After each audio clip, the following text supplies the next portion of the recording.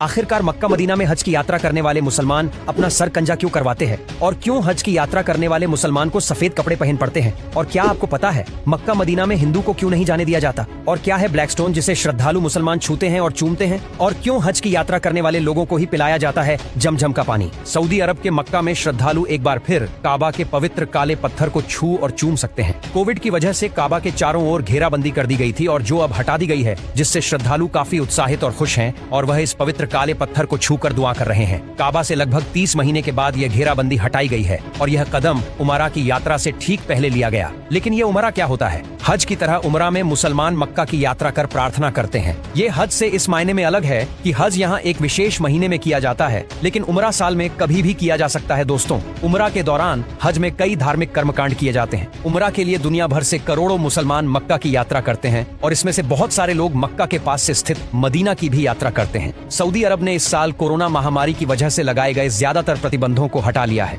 इस साल यानी कि 2024 में हज यात्रा 7 से 12 जुलाई तक हुई थी और इसमें कोरोना महामारी के बाद लगभग सम्मानित संख्या में लोग मक्का पहुंचे, जबकि साल 2020 में हज भर जाने के लिए सिर्फ 1000 लोगों को परमिशन मिली थी और उस साल सिर्फ सऊदी अरब के लोग ही हज यात्रा कर सके थे। दूसरे देशों के लोगों पर मक्का की यात्रा करने पर रोक लगा दी गई थी और साल 2024 में हज यात्रियों की संख्या बढ़कर 60,000 हो गई और इस साल लगभग 10 लाख लोगों ने मक्का पहुंचकर हज किया। लेकिन ये ब्लैक स्टोन क्या है जिसे श्रद्धालु छूते हैं और चूमते हैं? दोस्तों, इस्लाम में काला पत्थर या ब्लैक स्टोन काबा के पूर्वी कोने में लगा एक ब्लैक पत्थर है। ये पत्थर दिखने में भले ही छोटा है, लेकिन इसका महत्व बड़ा है। ये पत्थर चारों ओर से चांदी के फ्रेम से जड़ा हुआ है और अरबी भाषा में इस पत्थर को अल हजर अल अश्वद कहा जाता है। और मक्का पहुंचने वाले मुस्लिम तीर्थयात्री काबा पहुंचने पर जिन तरीकों से दुआएं करते हैं, उनमें इस पवित्र पत्थर को छूना और चूना भी शामिल है। और ऐसा माना जाता है कि ये पत्थर आदम यानी अदम हव्वा यानी एक के जमाने के हैं और जीने दुनिया का पहला आदमी और औरत माना जाता है।